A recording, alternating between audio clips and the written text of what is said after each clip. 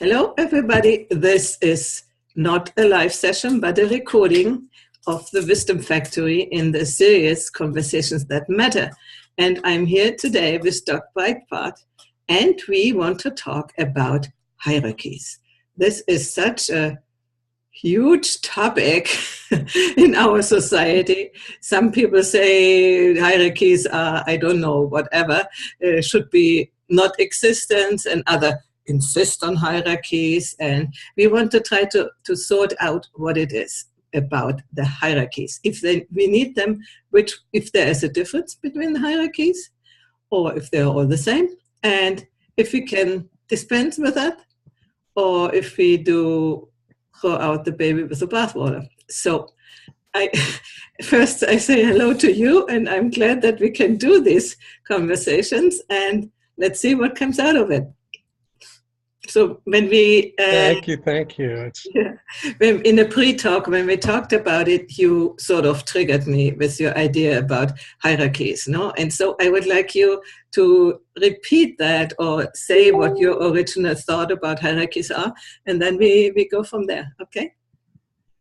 Sure.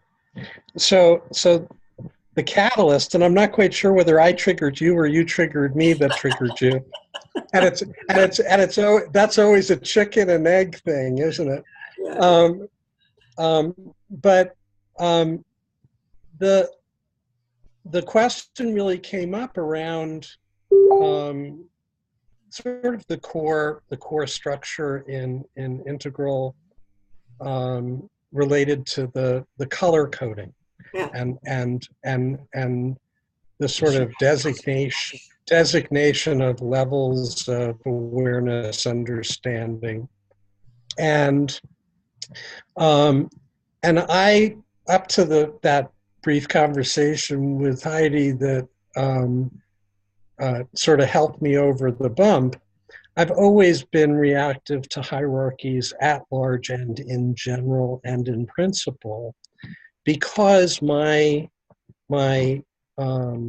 view of them is that they often mapped to literally top to bottom judgment filled and sort of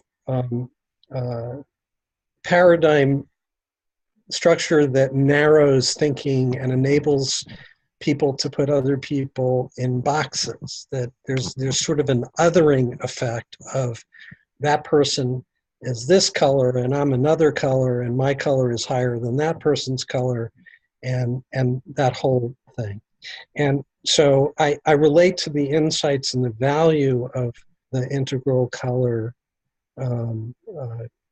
designations and what they're really attempting to map conceptually and mimetically. But I always had this reactivity to folks higher up the ladder pulling rank on folks lower down the ladder or being dismissive of or whatever.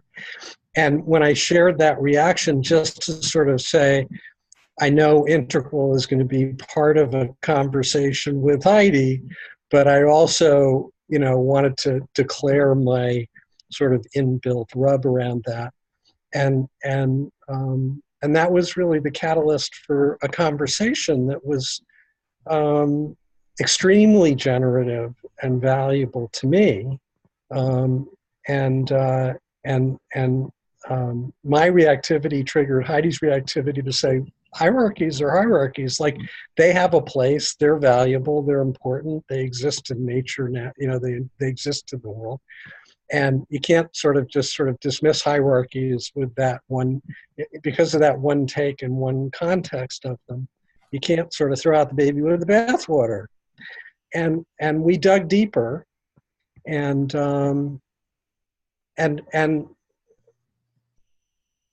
I think what came out was that hierarchies innately in and of themselves aren't the issue.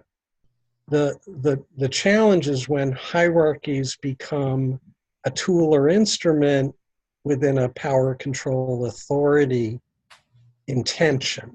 Mm-hmm. So the person employing them or using them is actually using them in a power way, and in an authority way, as opposed to in a constructive,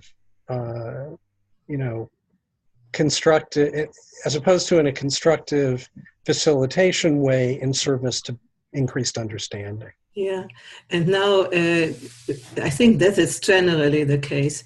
And going back to spiral dynamics or integral theory with all the colors, there is another thing which is a big error, because yes, there is a level of development, from the first level of an infant to growing up and getting more able to live in the surrounding we are.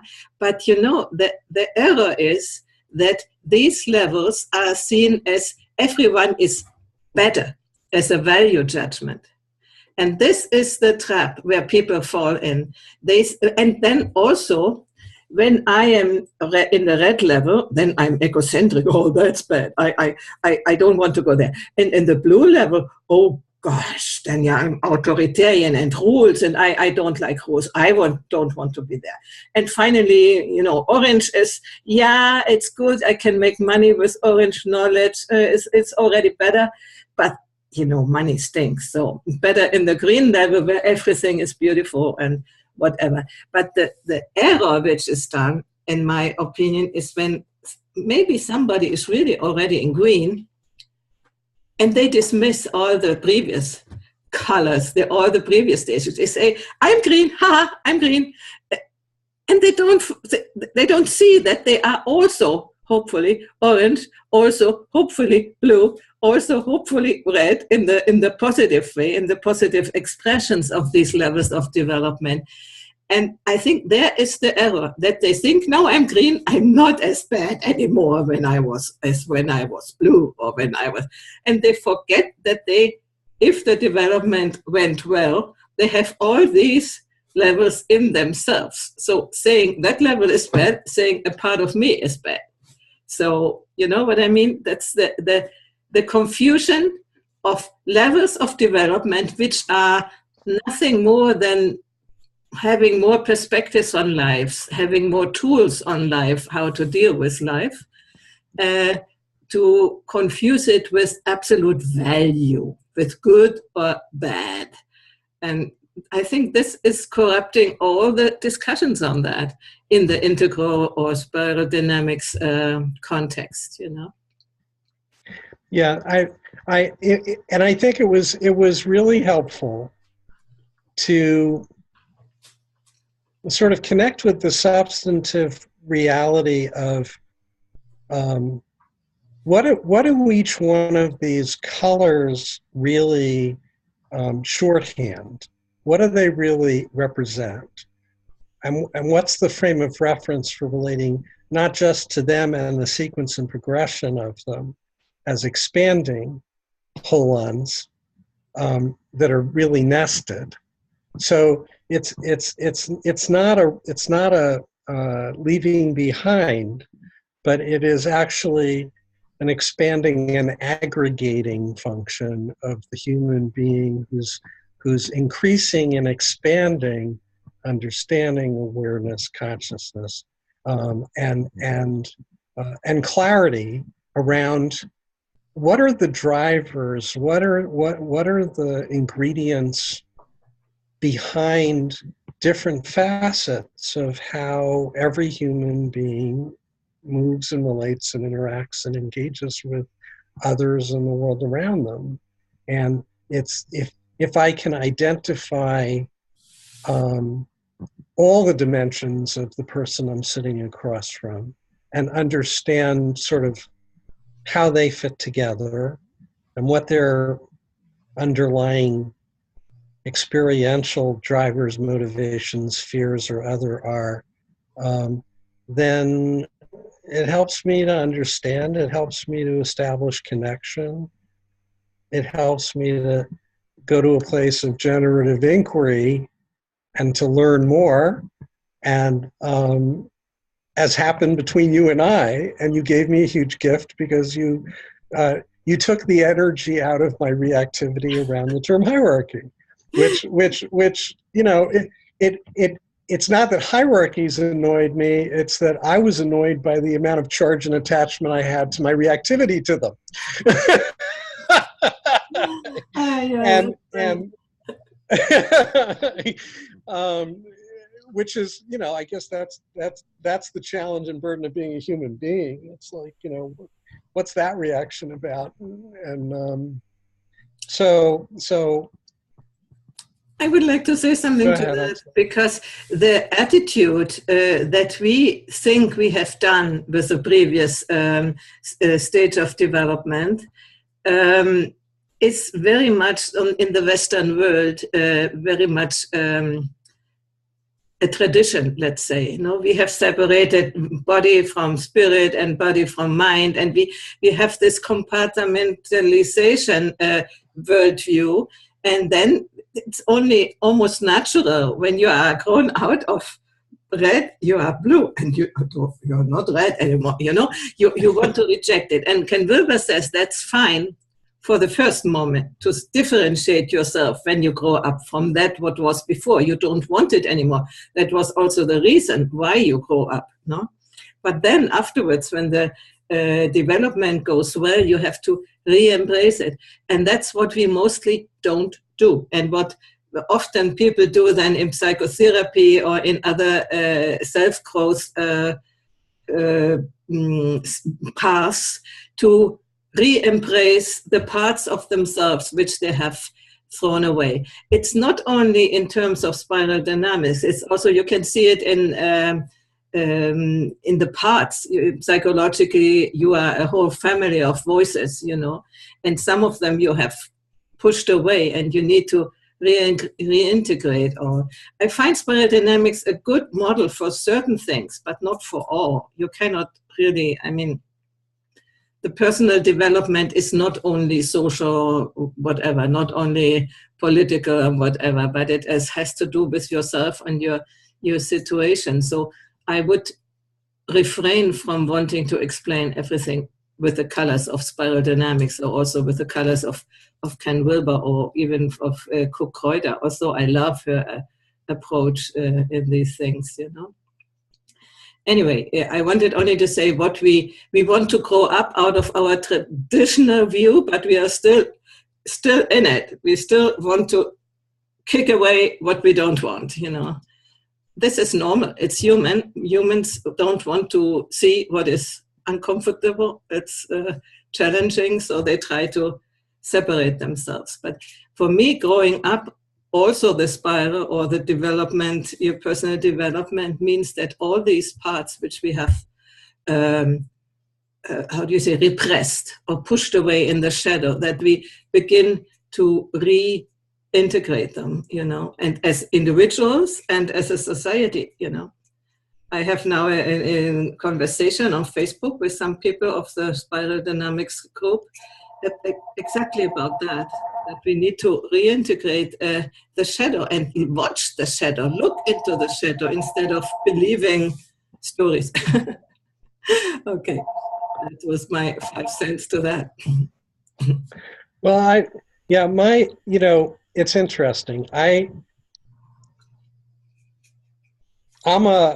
you know, my sort of, I found myself drawn actually to Adler, who's sort of the curly red-haired stepchild of the domain of psychology, and I see him as sort of the auto mechanic of the psychology world.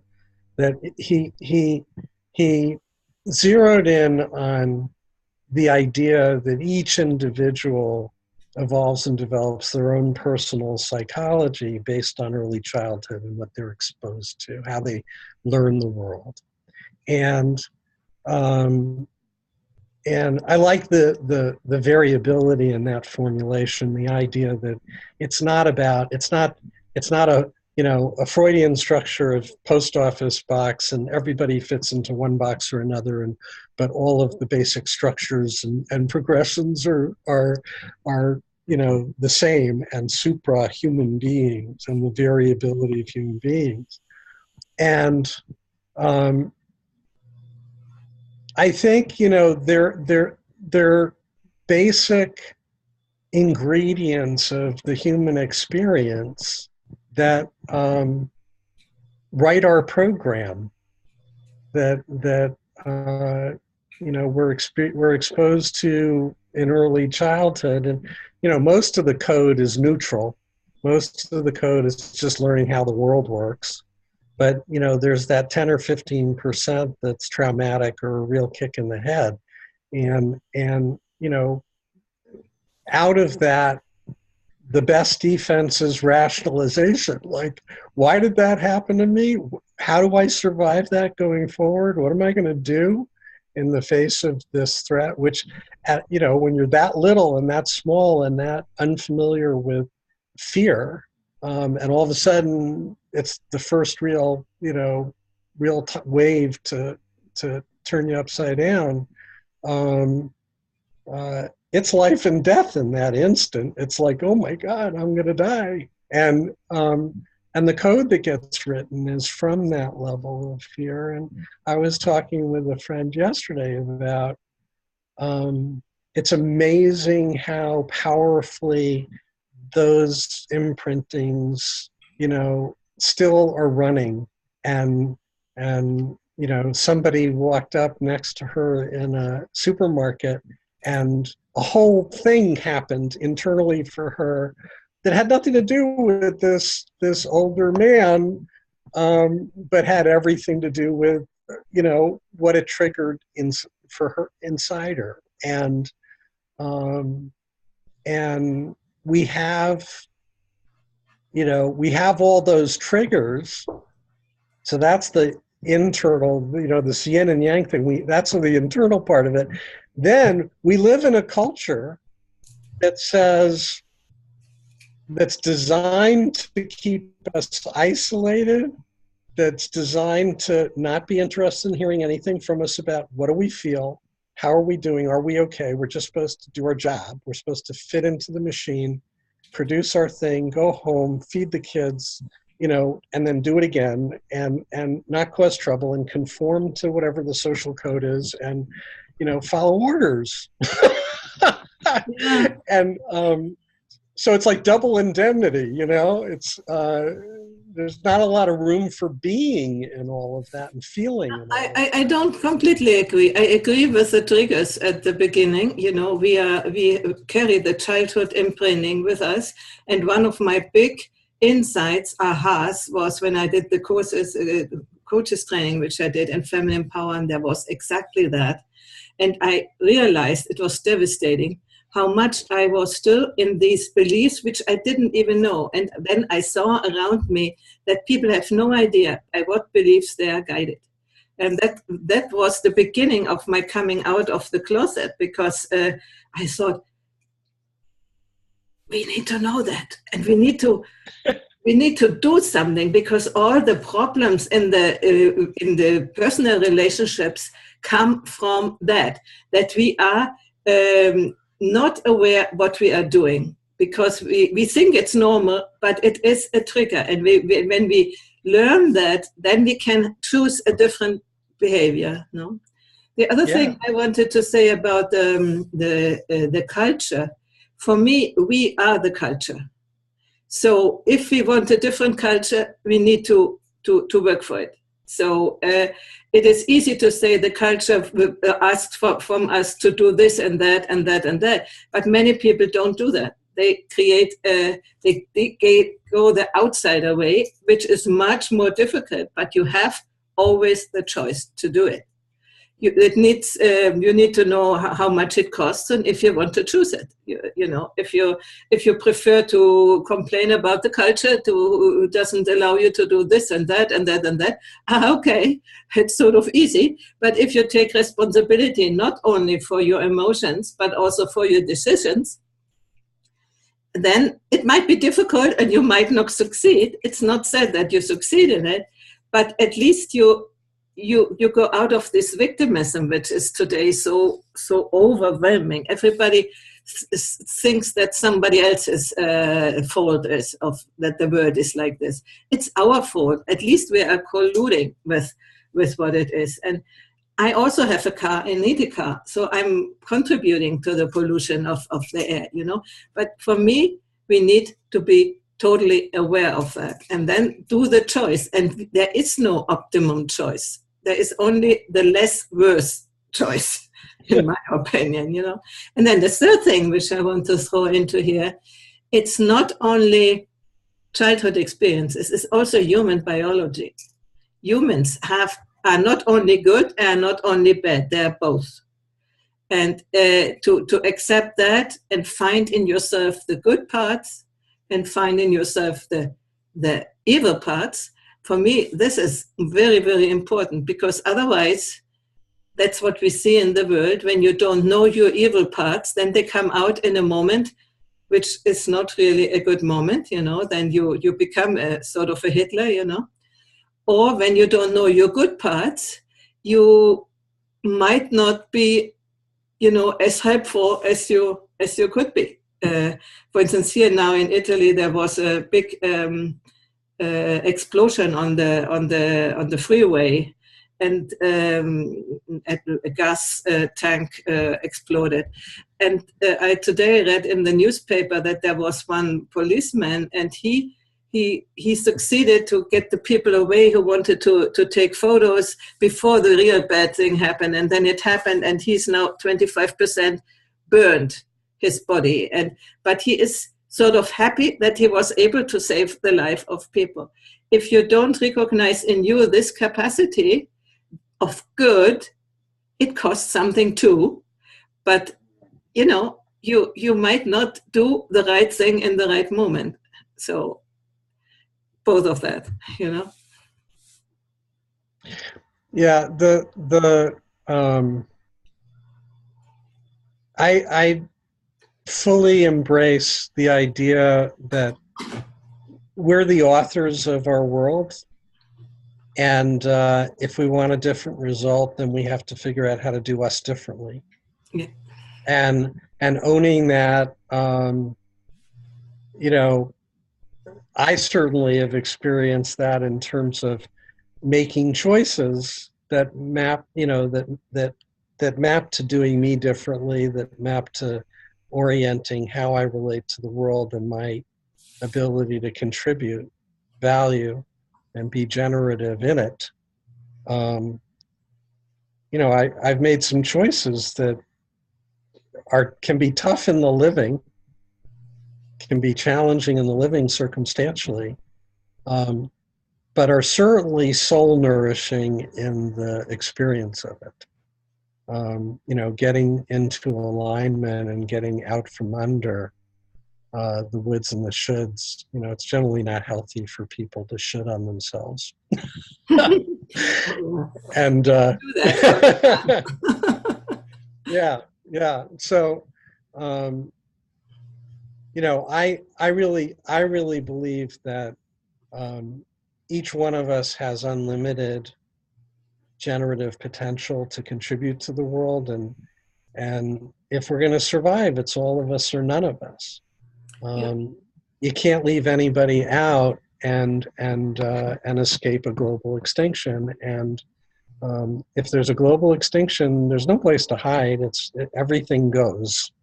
So I see the salvation. I actually see not just the salvation, but the innate potential for our collective survival being in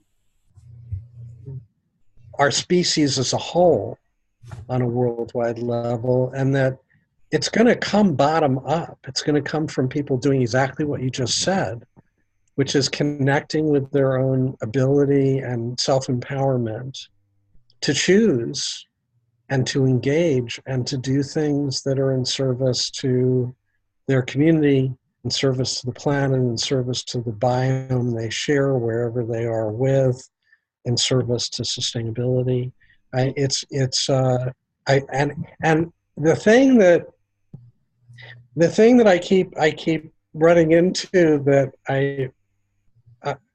can be challenging is that there's a very, you and I exist in what really is truly a very elite and privileged place. Just the fact that we can be here on computers, talking to each other, separated by great distance, with the time and the luxury to have this conversation, is a phenomena of a relatively small percentage of the population.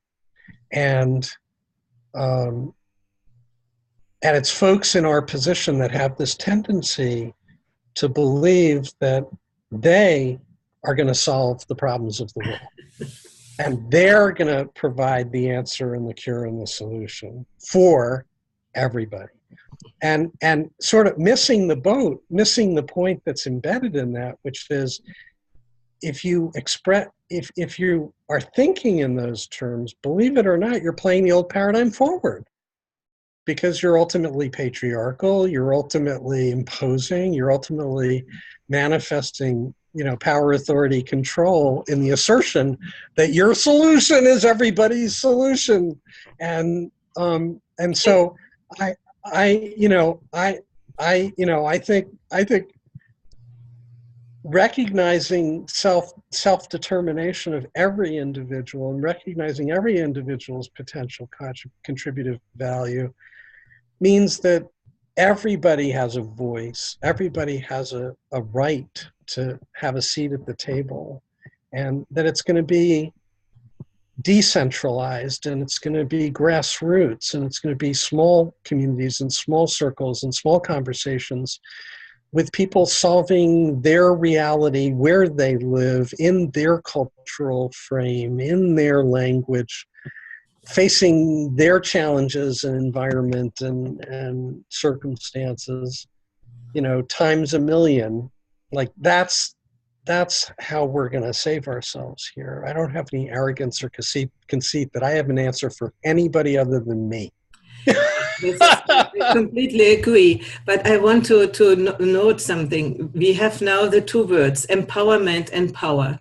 You were talking when we think we can save the world or tell people what they should do, we are sort of using power instead of empowerment. And I do think that many people are not empowered enough to play the role which you want them to play. That means they are not in their real power. They are still in their, say, destructive power. So for me, first comes the, let's say, help people to get self-empowered instead of being sheep. Like here in Italy, when things don't work, people don't say anything. They complain. I go to the police when something happens. They don't, So we are mainly used to be sheep. And that's for sure, it's the past centuries. We haven't overcome yet the mentality of being subordinate to a worldly power, or also church. I mean, these were also real power structures, and we still are living in them, and we want to abolish them. But how? If people are not empowered themselves, they won't do the right choices because they don't know how they are. They will find another guide, another guru or something, or another leader who they can transfer the responsibility to. So for me, your idea is good, but it's not yet the time. We first have to give people the possibility to discover who they really are, who they could be, instead of doing all these manipulation games for getting you somewhere, because then is the risk that you get drawn down into the old game of how manipulating each other, dominating each other. Also, you have for yourself already come to the inside that's not the way to live. But when you don't be careful, you get drawn into it. You have to draw boundaries. And for me, the solution of the problem is give much more education to the people, which doesn't mean learn more things by heart, but learn emotional competence, also how to talk, how to lead a conversation, how to collaborate. These things should be learned, and not another subject at school, where you afterwards have to get votes for. For me, this is the main thing to be resolved very briefly, and it doesn't look like anybody thinks about that, in the people who are deciding these things. So. Yeah, I've actually gone more elemental, and my partner and I have been working the last few years and trying to get down to the core of exactly that question. How do we serve best in that challenge? And what we came up with was that, first of all, whatever it is we do, we have to do it as catalysts, not as facilitators, not as teachers, not as leaders, not as guides, not as any of the roles that carry or are contaminated with old paradigm ingredients. But the idea of a catalyst is to trigger that awakening, but not do it in a way that carries any substantive message, cognitive bias, program, intention, model, framework, whatever. That if through our lens, it's about catalyzing that. And the most basic ingredients for the vast majority of the global population are foundational around safety, around creating the opportunity to be safe, the opportunity to be able to heal, because so much of the global population is in a state of trauma and shock and fear, steady state fear, and have been for, epigenetically for generations in some cases. And so, the basics of providing an opportunity to be heard, like that somebody is sitting across and actually listening, creating a vehicle for you to have your voice, for you to express yourself. Like, it's really on that level for, billions of people, that those basics aren't even affordances that are around or experienced in their lives. And technology, which is a tool, is a tool, is a tool. Technology is no solution or answer for anything in and of itself. It's just a tool, like a screwdriver or a hammer. No matter how fancy what it does, it's still a tool.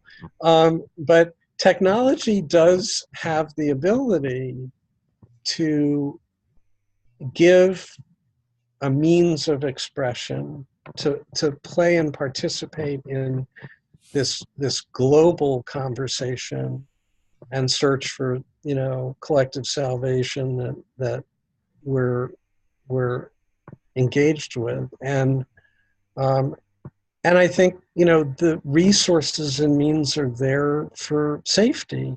It's just they're misallocated, and they're controlled, and they're, trapped and held by folks that are, benefiting from a scarcity-based competitive system and financial and economic system. So individuals, there was a piece that I read, and it was fascinating, and it was if everybody in the world did not buy a particular candy bar 3 days in a row, the company would be out of business. Yeah. Like that power, that ultimate power on a grassroots distributed basis is there. Like, we have it, but how many people know that, or how many people recognize? Don't do it. Yeah. Yeah. I would like to respond a little bit to that. I find the idea of catalyst is perfect, and what we are doing is a part of it. But I also don't want dismissed, like facilitating and these things. In my life, without the courses I have done, I wouldn't be here. only listen to somebody or somebody listening only to me without also showing me opportunities or possibilities or opening my mind to insights, I wouldn't be where I am now. So I wouldn't dismiss things like coaching or psychotherapy or facilitation in experiences, group experiences on the integral conference in Hungary. These are wonderful, wonderful exercises they do in a group. That's so deep, that's it. You won't miss that. So that's the one thing. There was another thing I wanted to say something. It was about, I think it was about, you said everywhere in the world something. No, I lost the thread now. But it was something about becoming able to have responsibility for themselves. No, it was about the safety thing. There are two perceptions of safety. The one is the safety outside, because Americans have to wear all the guns because they have to shoot the next one who is coming 2 meters too near to them. That's the outside safety. And the perception of that, which is inside. So the more you grow up, the more you feel safe, the less the fear can grip on you, And psychologically seen, when you face what you are fearing willingly, then it doesn't have the power on you anymore. You lose quite a bit of fear, And in my life, I can really say that's it. For instance, before Mark died, I had accompanied my mother and an ex-partner into death. And I was not fearful of that because I knew more or less how that goes. And I could be helpful, because if in a situation like this, like the later companion of my ex, she was only, and all this happens to me, and what shall I do, and blah, blah. That's not a help to other people when you are still in this way of, when you fear your existence, when you are left alone, for instance. You fear to be, I don't know what. Yeah, you might fear it, but the fear is not so, it doesn't have a grip on you, when you grow up, when you face what is coming to you. As soon as you try to escape or ignore these things which are challenging, now I talked about the death of Mark, but everything which comes up, which is really challenging, as long as you run away, it runs behind you, and the fear increases, So having lived here in the house, it is in the middle of nowhere, more or less, alone twice, 6 years, I had to come to grip with to terms with my fear, and I had to learn how to overcome the fear without being eaten up and getting crazy. So I want to go back to what we said before. It is a decision what you make. Do I want to grow, or do I want to be a weight to everybody else? Do I want to project on everybody else what I cannot, I don't want to approach myself. So, and there is the thing when you say everybody has a voice and so on, that's fine.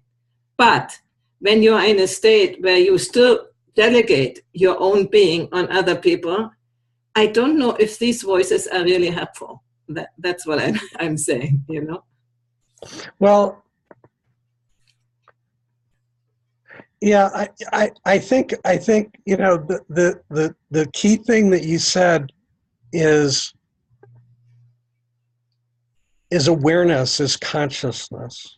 Is if it's not the voice in and of itself, because that's part of me. The version of me that's afraid or sad or angry or this or that or whatever, it's not there. It's not his existence that's the issue. The issue is, do I know when he's driving the ship or attempting to take control? Exactly. And learn to distinguish what, if it's a real fear, and it's, real fear is good when there is a dangerous moment, or is it one of these exaggerated mental constructions which we have, Yeah, and our ability, my ability as a human being to manufacture and create the whole play that provides the context and basis for the fear that then motivates and projects whatever ends up being I serve out into the world has nothing to do with what's out in the world in that moment. and it can be really, really a really complicated, Russian novel going on in there. And the world doesn't know that. And the person I'm sitting across the tape from doesn't know that. And the problem is, if I don't know that, that's a problem. Yeah, exactly. Because then we become a part of the problem instead of the part of the solution. And for me, that's what we need to do. We more conscious people, let's say, to really get the distinction. When am I in the boat, let's say, or how to say, in the trap of these things, or what part of me is the more authentic part, and what part I can rely more on, So not getting too much caught. For instance, I'm always very emotional when I hear horrible things happening, Today I read an article which Dennis Bittrock from Germany posted about that the climate change thing is much more than we think, the consequences. Then, for instance, what I was shocked, I have never thought about it, that when all the ice melts, the sea's level goes higher, but this is not the problem. The problem is that the methanol, I don't know, the gas and the CO2, which is CO2 contracted in the ice, will be released. And not only this, but ancient viruses and germs, which are there frozen, can come up. These are consequences which I have never thought about, I was sort of shocked, but at the same time, when I get shocking truth, at the same time, it's like a liberation. Oh, now I know better, what to deal with. And I cannot dismiss it. Oh, yeah, okay. Then the people from the beaches go a little higher. That's not really that. It's something else, And so with everything which is horrible, I've had a time that I only was desperate emotionally. I'm a little bit neurotic, high on the neurotic scale of the 5 traits, And so the emotions have taken me away. And it's a long work and a decision to learn how to handle these things, And if you don't do it, too bad for you and too bad for the world.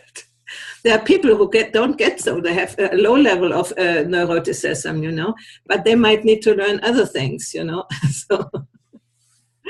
Absolutely. Yeah, I had a conversation with a colleague last night, and there's probably an impending gathering of a core working group that's geographically scattered all over the world, and the subject of should it be in Hawaii or should it be in Los Angeles, and I was like, well, in Hawaii you've got volcanoes, in Los Angeles you've got fires, mudslides, and earthquakes.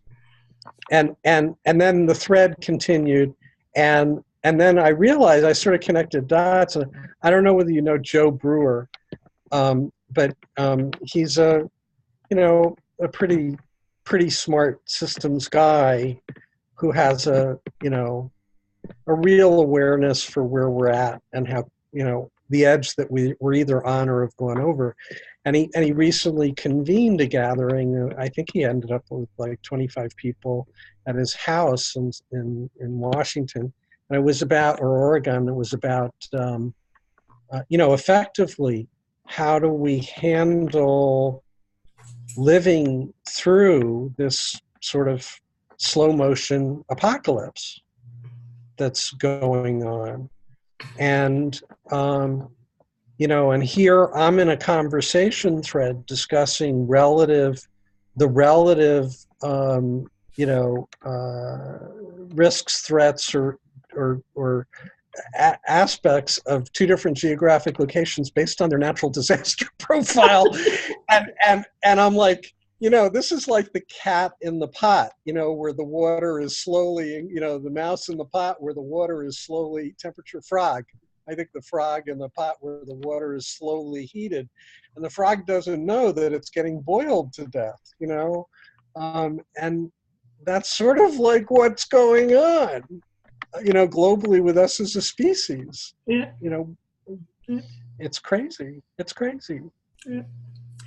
It's good to have awareness, even if you cannot do immediately something. But I believe the more people have this awareness, the more we're preparing the field that something could happen. That's not sure, but at least it's a possibility of emergence.